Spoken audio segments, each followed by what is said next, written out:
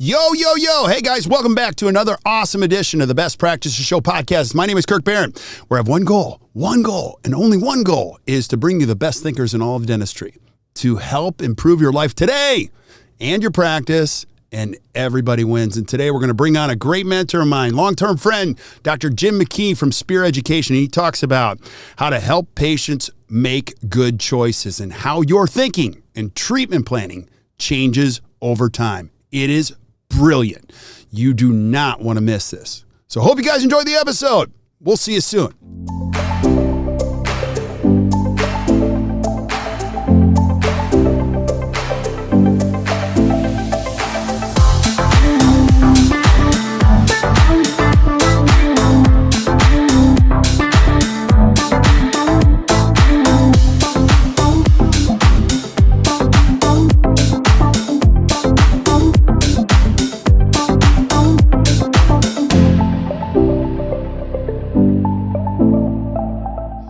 Welcome back to the Best Practices Show podcast. You know my jam here. I have one goal: to bring on some of the world's best educators to get you to think, to improve your practice and improve your life. And we're going to do exactly that today with my good friend, Dr. Jim McKee from Chicago. Jim, thanks for being on, brother. I appreciate it.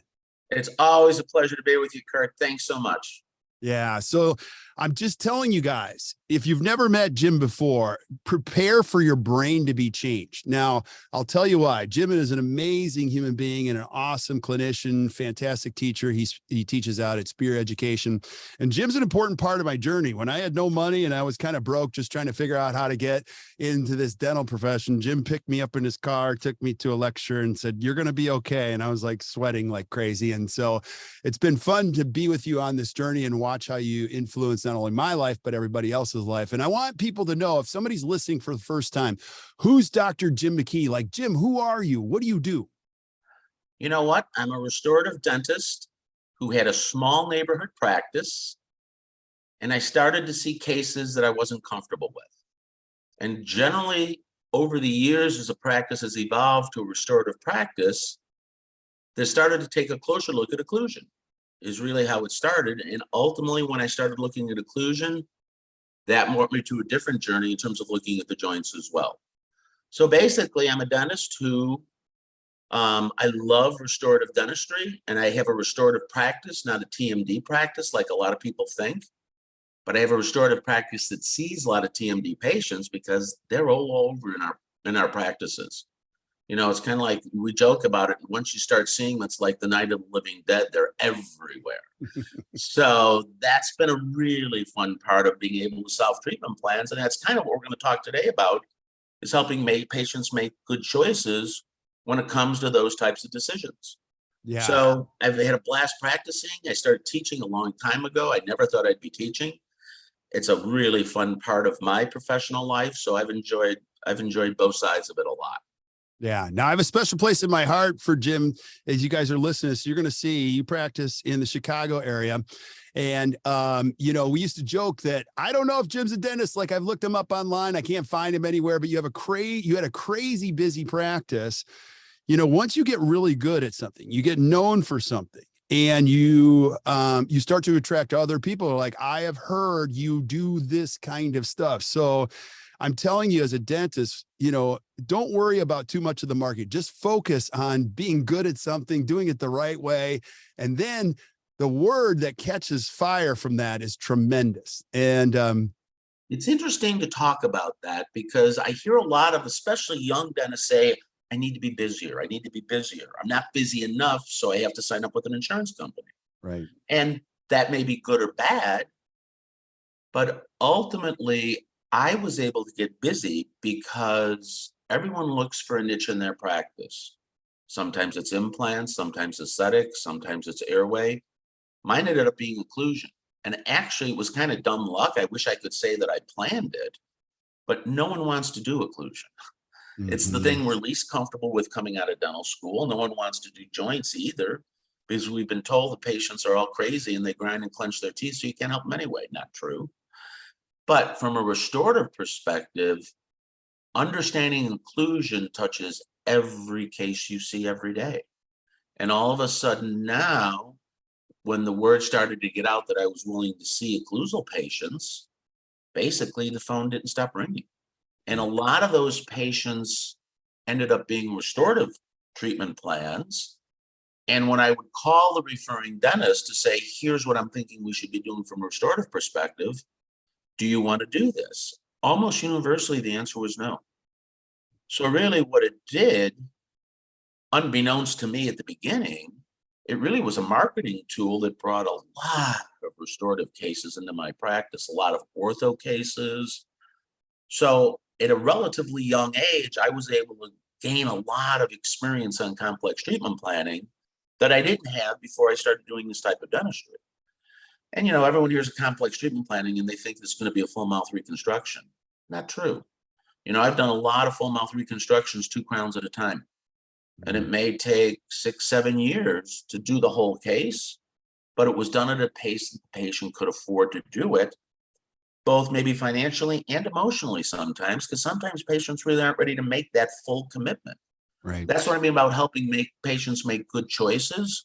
What I did in the early years, I would do the 2 crowns and I'd forget about the rest of the case.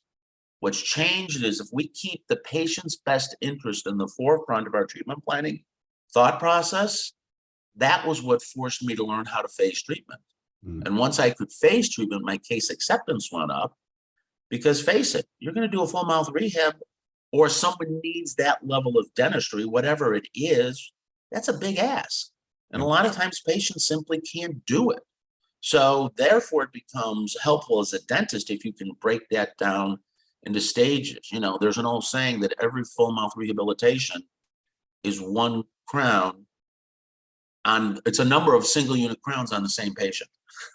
So if you can start breaking it down to make it easier for you too, I really enjoy starting to take on more complex cases because I had the knowledge base, but I was also able to phase it so I could make it easier for the patient and quite frankly, easier for me. Yeah. I heard a story a long time ago. I was teaching at the Pankey Institute. And a dentist said something that I'll never forget. He goes, I try never to take an impression of more than 6 teeth at a time. Because for crown and bridge, if you're going to take a full arch impression, that's a lot to do, and to keep everything dry and to get accurate margins. The key to being able to do that, though, is having good provisionals. And once you can master that, and you've had so many people talk about that over the years, then you can start to break those cases down to help patients make good decisions. So that's a long answer to a short question. Oh, I love this. And as we were breaking this apart, I absolutely love this topic. And so if you're a young dentist, you're going to see the evolution of what happens in your career. You change your thinking as you get started. And I'd love for you to just talk a little bit more about the why, because, and Jim, speak to both sides of the fence. So what if I'm a young dentist listening and I'm like, Jim, I understand, but I'm all PPO. Like, I want to start this journey. And what you're talking about is leaning in the right direction, and talk about the evolution and the why behind this. The evolution of the practice really is, it's the old saying, how do you eat an elephant? It's 1 bite at a time. It's 1 patient at a time. When we talk out at Spirit in the advanced occlusion workshop, said your homework going home is to find 1 patient a month for the next 6 months that you can implement the things we talked about. Because once you do it, you're going to see, as a dentist, you're going to enjoy it more, because you're getting answers to problems that we never had answers to before. And whatever you enjoy doing in practice, whether it's occlusion and joints and restorative, whether it's airway, whether it's implants, whatever it is, if you can become an expert in it, you can start to build a practice. But, we were talking a little bit before, there's a technical and a non-technical side of it as well, because everyone goes to CE classes. And then when I went to a CE class, I was always a little disappointed if I wasn't stretched, because I was going to be challenged. I wanted to learn more. I want to learn things I wasn't doing. So the difficulty was going home and implementing it, though. That's the issue. That's why, we were talking, I said, consulting companies like yours, I think, are critical to the discussion of implementation, because it helps the dentist implement. Now, some dentists will like to devote that time and do it themselves. Some people will outsource it to a consultant. However you do it, there has to be a set of systems in your office, a workflow, if you want to think about it that way, from how the phone is answered, how the exam is taken, or how the history is taken, how the exam is done. Because by the end of that new patient examination, in our practice, I need to be ready to do a case presentation for whether they need diagnostic records or not. That's really the key. Yeah. So at the end of that new patient exam, I leave an hour for our new patients. If it's a complex patient that's referred in, maybe I'll leave an hour and a half. The first part of that is taking a history and then doing an education, small part with the patient based upon what their needs are. If they don't have any needs, then I don't have to do that. But if they have a joint issue, I'm going to explain joints. If they have an airway issue, I'm going to explain airway. If they have a restorative issue, I'm going to explain restorative. But I'm starting to have a discussion with them to raise their knowledge level, because quite frankly, they can't make good choices if they don't have a knowledge base to support that decision. So part of our job is helping them understand what they need to do. Yeah. Because otherwise, what are they going to do? They're going to choose the cheapest option, because in their minds, a dentist is a dentist is a dentist. Right. And a crown is a crown is a crown. They look at it as a commodity-based thought process simply because that's logical for them to do that. I get that. Yeah. We all know, though, that it's more than a commodity, especially with the cases that we're seeing today. Right. Now, I want to go back to a couple things, because Sure. this is brilliant. So you talk about this, you go to a course, you expect your brain to be challenged. You should be stressed going this, but there's an elephant in the room. It's the limiter. You've already, there's a limitation, because most dentists go as sponges. They're like, I've seen this, I understand it. The limiter when they go back is verbal skills. You mentioned like what separates, I've heard somebody say this, and I don't know who said it, but I think it was at Panky. I heard somebody say this, like, your ability to communicate will determine how far you go ultimately. Absolutely. Would you agree with that? The verbal skills are the elephant in the room. The interesting thing is, when I was a young dentist, I saw a lot of dentists who would go to continuing education, and quite frankly, spend a lot of money on it. But they couldn't come back and explain it. And therefore, if you can't explain it, continuing education becomes an expense, not an investment. Continuing education should always be an investment in the future of your practice. And honestly, if you look at it from a financial perspective, there is no better return on investment that I have had in my personal life than the money I spent on continuing education. And I've spent a lot over the years, but it allowed me to have such a different vision of dentistry than I had before I went to the CE program, whatever the CE program was, that then the challenge was to go back and implement. And honestly, I started a study club 32 years ago when I was going to Dawson and Panky. That was my roots, really. And the goal, the purpose of the study club was to implement things we were learning. Yeah. I think when you go to courses, your mind is stretched. For me, study club learning was critical for my implementation, because you had a group of like-minded dentists, and they were all trying to do the same thing. So we did a lot of systems work. We did a lot of verbal skills. That small group learning for me was very effective after having the concepts exposed to me on a larger scale. Right. So that's kind of the way we did it.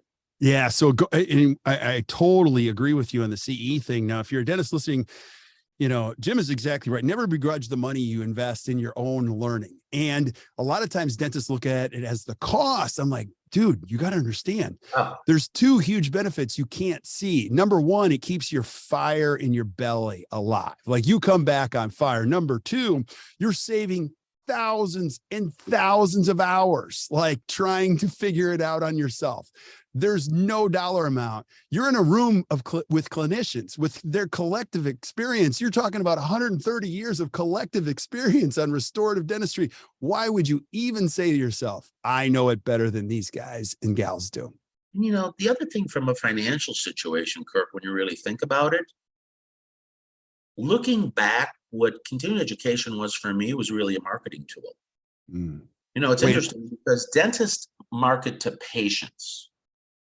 What I ended up doing with occlusion and joints really led to not marketing, but positioning your practice in your community, so that when a dentist had a situation that came up, they would call our office.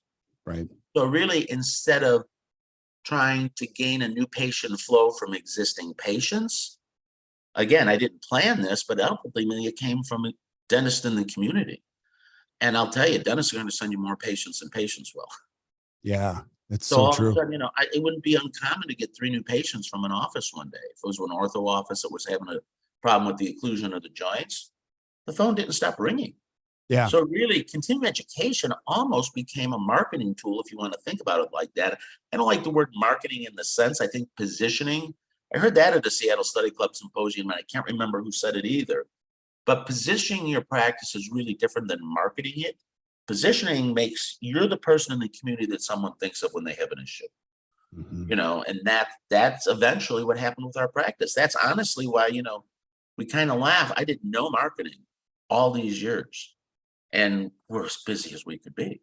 Yeah. So that was the money that I would have put into marketing. I just shifted to CE, and I had money left over when you look at what the average practice spends on marketing. Yeah, I love it. I love it. So, talking about helping patients make good choices, you mentioned, Pankey and Dawson. Pete Dawson has a great quote. It was a pivotal moment for you to hear Pete say that. Can you explain what it was and how it influenced your development? I was a young dentist sitting in Pete's class, and I said, that works for Pete Dawson, but it won't work in Downers Grove, Illinois. I'm just in the suburb outside of Chicago. He said something, though, that the minute I heard it, it changed my thought process. Every dentist has those watershed moments in their career. This was absolutely one of them. Pete said the average intelligent patient wants a healthy mouth, and they're going to do what's necessary to achieve it as long as they understand the problem and your solution makes sense. I got to tell you, it was unbelievably profound at that point in my career. It's exactly what I needed to hear.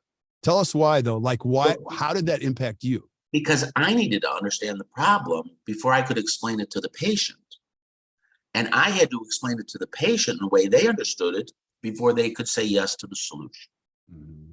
So it forced me to understand the conceptual part of it, but it forced me to develop the verbal skills to explain it to the patient so they could go home and talk to their spouse and say, okay, here's what we talked about at my consult today. Here's what I think we should do. Yeah. So that's the toughest part. Yeah. It's not the dentistry, it's the verbal skills. That's the hard part. Now, if you're listening to the podcast, here comes the sweet stuff, because this is where you can apply all this. Well, there's an old saying, dentistry. Well, we'll keep going. I'll come back to that later. Okay. So I have 30 questions on it. As you mature and evolve and learn more about your hands, how you communicate, you connect with patients, you're going to change the way you treatment plan. It's going to change the way you look at cases. So can you talk about that? You don't treatment plan the way you used to. No, I was a single tooth dentist because that's what we were taught.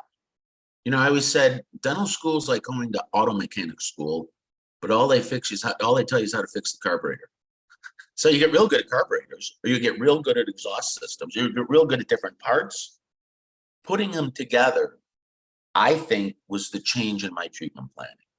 Hearing people like Bill Robbins talk about global diagnosis, hearing people like Frank Spear talk about facially generated treatment planning, hearing people like Pete Dawson talking about the top 10 things you need to know about occlusion.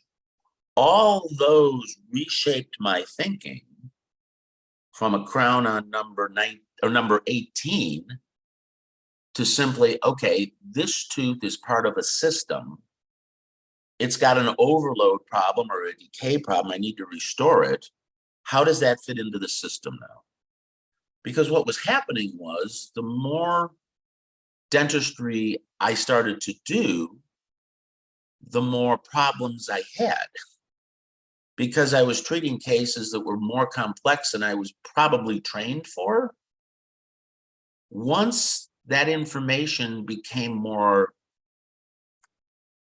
understood in my head, dentistry became more fun because I wasn't having as many problem cases.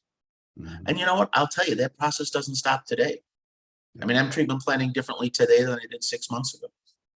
because there's a new evolution of knowledge in the profession. You hear someone say it one way, you work that into your discussion. It's an ever evolving thing. It's like polishing a gold crown. You're never really done. It could Yeah. always be a little shinier. All right. So we're going to go a layer deeper on this and even get super specific. I want you to talk about, you used to do a really comprehensive exam and then you would withhold your solution until the consult. And now you do it a little bit differently or a lot differently. You're not withholding like the big solution to the end. Well, part of the problem was too, I didn't know the solution at that point. I couldn't look at a case and break it down the way I can today. But the real reason why I didn't talk about it when I was a young dentist? Dentists, we all fear rejection. Mm-hmm. I didn't want to get a no out of the treatment plan. So I put it off and kicked the can down the road. What I realized is I wasn't giving the patient enough information so they could make a good choice. Once I started front loading the education at the beginning of the exam, as opposed to trying to do it all at the consultation appointment, they could have time to process it. They could have time to think about it. So generally what we do now is we have an initial exam. That consists of a consultation where I take their history.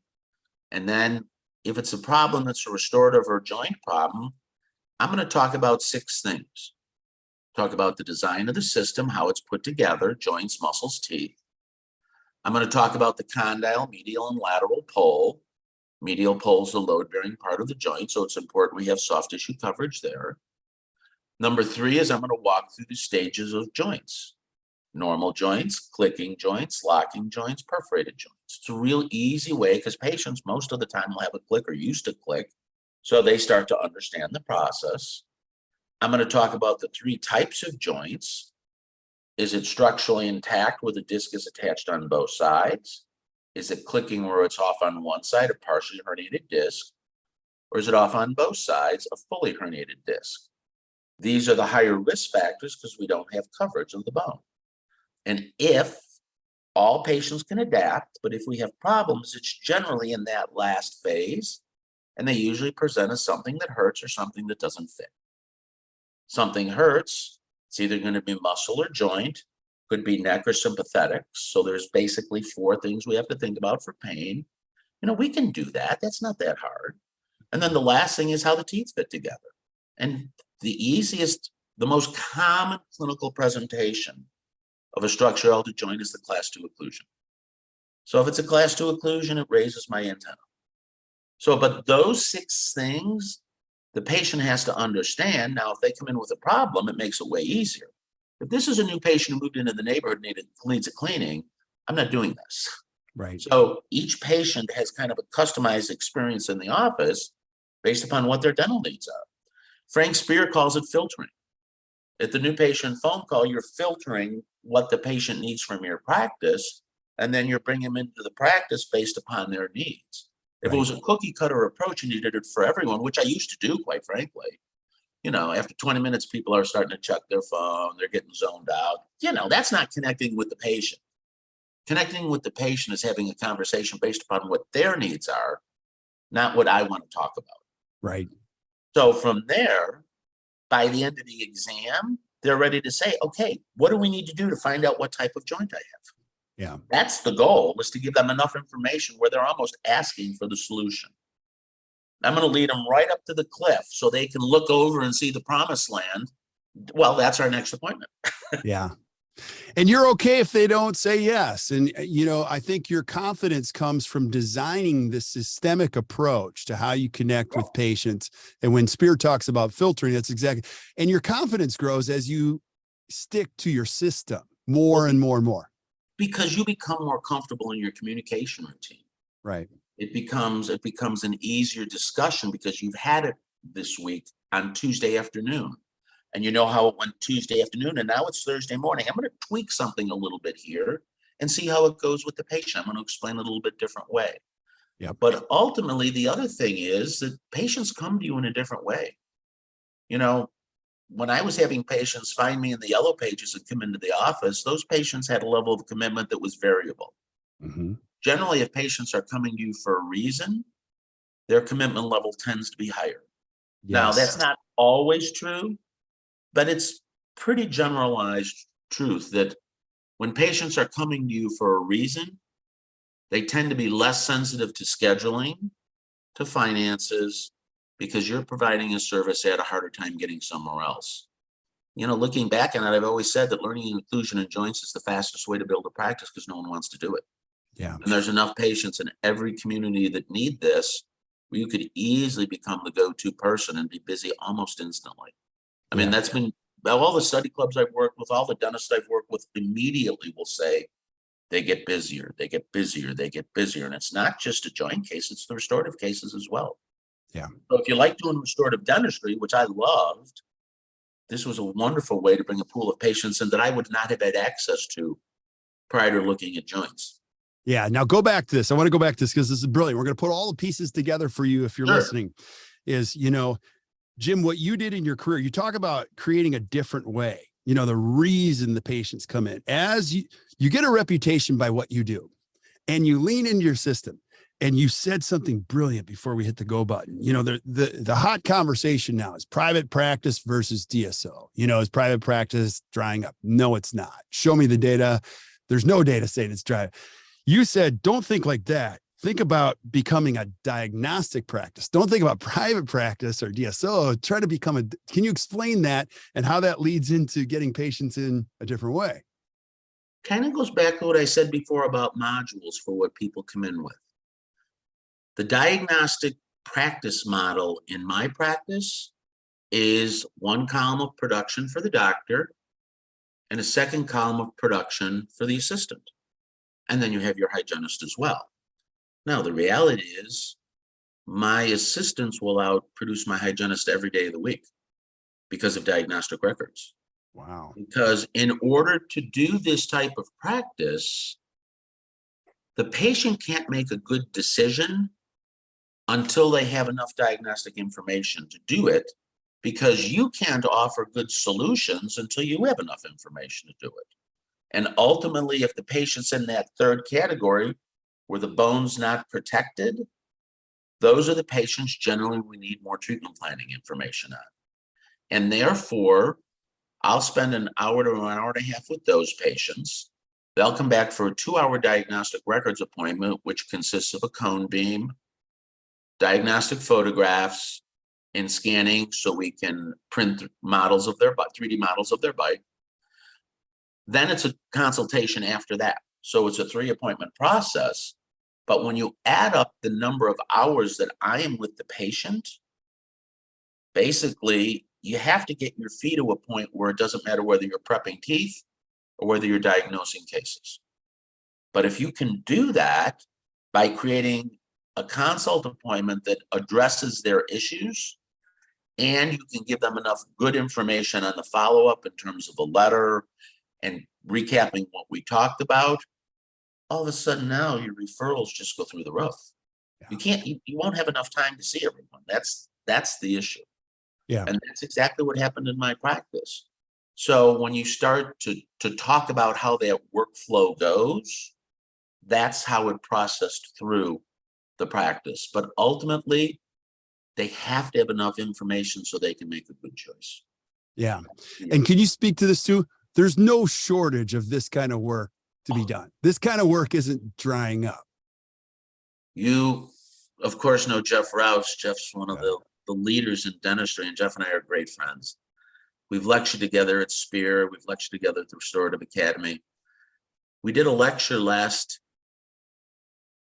September at the Spear Summit that was titled, "Are We Treating the Same Patient?" In fact, I think we might have done it during COVID, or it was right around that time. But ultimately, Jeff's seeing patients from an airway perspective. I'm seeing patients from a joint perspective. When I started looking at airway, I saw the way that Jeff was looking at them. And when Jeff started to look and see the joints, he saw the way I was looking at them. Jeff's going to tell you there's no shortage of airway patients. I'm going to tell you not all those airway patients, but a lot of those airway patients have joint issues as well. In fact, I'm going to come right out and say it. I don't think you can effectively diagnose and treat airway today unless you understand the condition of the joint. There's too many situations where there's been a structural loss at the joint level that ultimately leads to a structural lack of projection of the mandible and maxilla, which is why many times we have the compressed airway space. Mm-hmm. So it's not as if it's an airway patient. It's not as if it's a joint patient. It's not as if it's a restorative patient. It's everything. You know, dentistry has gotten bigger since I've become a dentist. We just used to have to look at the teeth. Then when aesthetics started becoming important in the 90s, we had to start looking at the gums because we had to get the gums in the right position. Then we had to start looking at airway. Then we had to start looking at joints. It's become a bigger process, which is why many times the diagnostic model of practice management is extremely effective today. Yeah. Because whether you're diagnosing joints, whether you're diagnosing airway, whether you're doing restorative, that second appointment allows you to have enough time to create a really nice relationship with the patient, get all the diagnostic information you need. So when they come in for their consultation, they know they're not getting that anywhere else. Yeah. I mean, it makes it hard for them to say no. Yeah. It makes it easy for them to make a good decision because they've been educated to the point where they know now the difference between what they're looking at as treatment options. Yeah. You use the magic word right there. Go back to that decision. You know, the patient is ultimately making the decision. A lot of people teach this, but you know this if you're a dentist. When you push a patient to do treatment, it's your treatment. What you're talking about is like, I'm going to lead them right up to the cliff, and then they're going to decide to do this. Talk about the difference in me helping you decide this versus you deciding to do this. Me helping you decide on this is selling. That's how I felt when I was a young dentist. Pete Dawson said it best. Do you want to sell crowns, or do you want to have people get a healthy mouth? Mm. That was another Pete quote that changed my thinking, because I was selling crowns, because that was the commodity I had to sell. Right. Once I started to have a different thought process about helping people get a healthy system, it forced me to think about how the whole car worked and not just the carburetor. That really, I think, and if that's the case, that allows you to kind of step back and say, here's your options. And maybe your best option at this time is do nothing. Let's revisit in 6 months. But to be able to do that, a dentist can't be in need. And basically, I'm talking about financial need. You know, I saw a lot of young dentists get out of school, buy big houses, buy big cars, join country clubs, get the second vacation house. And all of a sudden now, when they went to the consultation, the patient had to say yes because they had 2 mortgages to pay or they had whatever. LD Pankey said it's a lot easier to go into a consultation with a few bucks in your pocket because you're not under need now. It doesn't, right. You know, there was another LD quote. He said, it can never be more important for the patient to accept the treatment plan for the dentist than it is for the patient. And many times, if you can keep your overhead, personal overhead low, it gives you choice at the office. You don't have to treat the difficult patient. You don't have to stretch the treatment plan to do it. You can easily say, hey, look, here's what it is. Yeah. And here's option A. Here's the pros and cons of that. Here's option B. Here's the pros and cons of that. Here's option C. Here's the pros and cons of that. That actually is different than I used to do because I was taught give one treatment plan. I've changed on that the older I've gotten because part of it will be reading the patient. If the patient's value level is still relatively low, I'm going to start with basically phase 1 therapy. What I used to do is to do the whole treatment plan and blow them out of the water. So I'll do phase 1 therapy, get things healthy, start to raise their level of awareness, and then I'll move up the line. However, once patients start coming to you for a specific reason, most of the time that value is at a higher level. Yeah. And if you start down here, they're thinking, you know what? I need a more sophisticated clinician. So you have to read the patient to see where to start the discussion process. I don't care where they are. I'll meet them where they are. But I need to know whether I'm starting on the 1st floor or I'm starting on the 10th floor. Yep. That's, I think, the key to connecting with a patient. Because if they're on the 1st floor and you start on the 10th floor, they feel like they're being sold. Because they're being presented something they don't understand the problem, so your solution doesn't make sense, as we talked about earlier, what Pete said. Yeah. And I'm just telling you guys, if you listen very carefully to Jim and follow these processes, you could have a great life like he does, which means you just talk to somebody like me on a Friday morning and then you golf Friday afternoon and just have, That's it. That's you the can day. get away from dentistry and enjoy the things that matter. So, I want you to address this in just a second. Like if I'm a dentist listening, my brain is already hurt and I'm a little bit overwhelmed. I know you guys have a study club. I want you to talk about what you're doing at Spear, but I want you to kind of just put a bow on this. Any last thoughts you have on, how to help patients make good choices as you look at a career of restorative dentistry? That's a great question. I think ultimately put the patient's needs first. That means you have to have a practice that has reasonable numbers to make it work. But if you put and I always heard this, he's a young dentist, and I'm thinking, oh, that's easy to say. This guy's been busy for years. He's got enough money saved where it's not a problem. That was not my situation. I didn't come from financial means. So it was a case of where you needed to start saving money at an early age and starting to let it build up.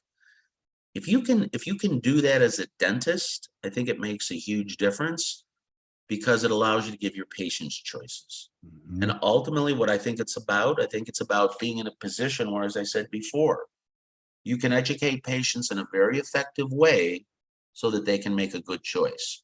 And if you're getting solid clinical training, which people who work with you are, and you implement the things that you're learning, whether it's with Bill, whether it's with Jeff, whether it's with John Coyce, whether it's with Frank Spear, whether it's at the Dawson Academy, the Pankey Institute, you're going to have a framework in your practice that now you can build from to be able to help patients make good choices, because that's what it's all about. It's about the patient. It's not about us.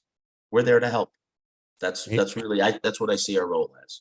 Amen, brother. And you never stop helping. Like I look at the excitement that you have at this stage of your career. You got to bottle that up and give that some to me. But you're always doing. I think you did pretty well, Kirk.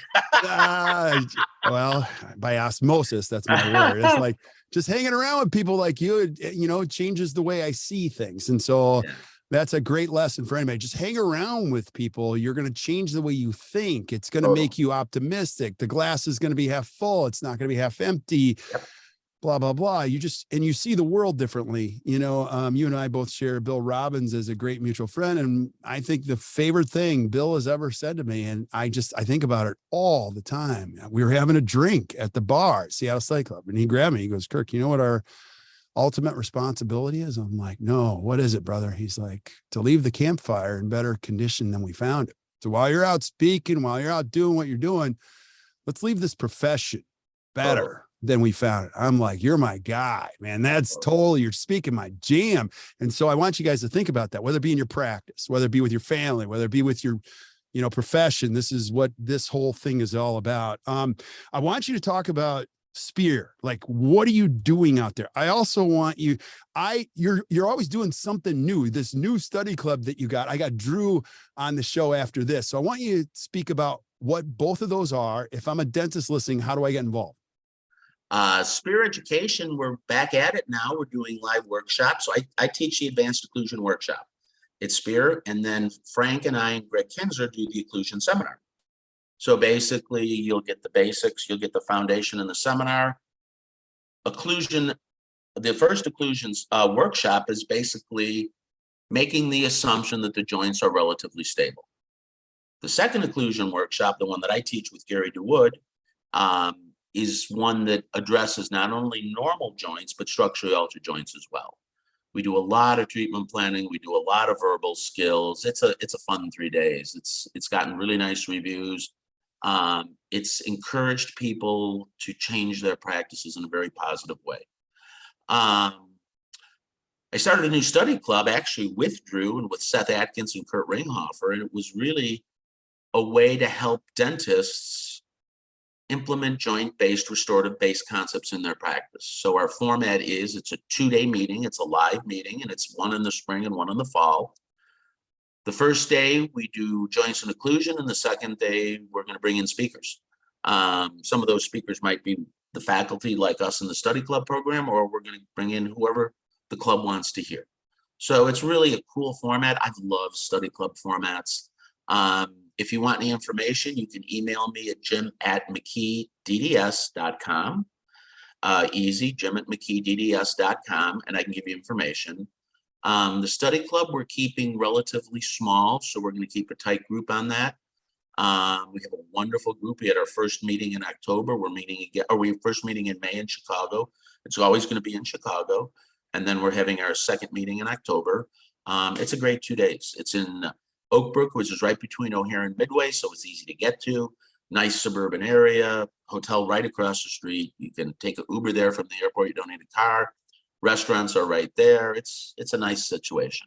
So, and it's a great group of people that we're teaching with. You know, Kurt Ringhofer is a member of the Restorative Academy and a past president of the American Equilibration Society. Seth Atkins is a fabulous digital dentist just south of Dallas. And you guys all knew Drew. You know, he's, I think, the sharpest orthodontist in the country on diagnosing joint-based considerations, probably the world, to be completely honest.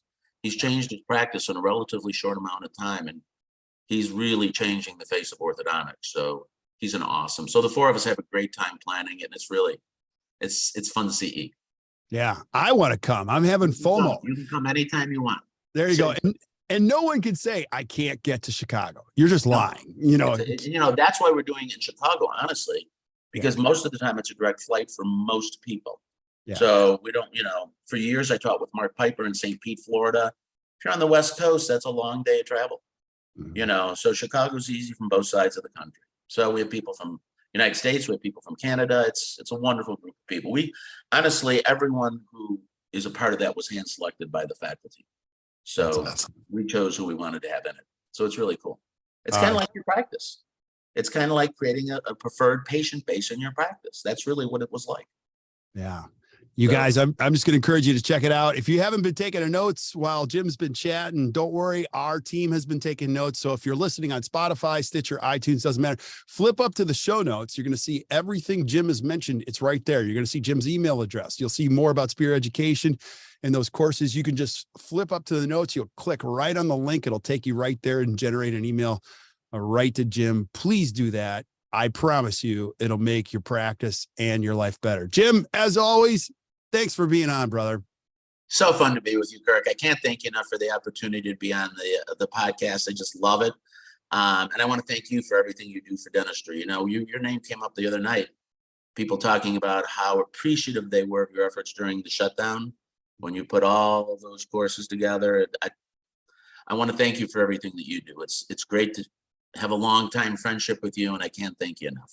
Hey, well, the pleasure's all mine, and thanks go right back to you, because you're one of those people I roped in and I'm like, Jim, I need some help. Like, I needed you. I'll just continuously say this. I needed you guys as much as we all needed each other. Like I CE is just a wonderful place to learn more about this great profession, about yourself, about others. But it's just amazing. Like this profession. I look forward to the next time we're on this again. So, I'm going to voluntold you for episodes again. I'm in whatever. Before you retire, we're going to squeeze you like a sponge and get everything out. So awesome.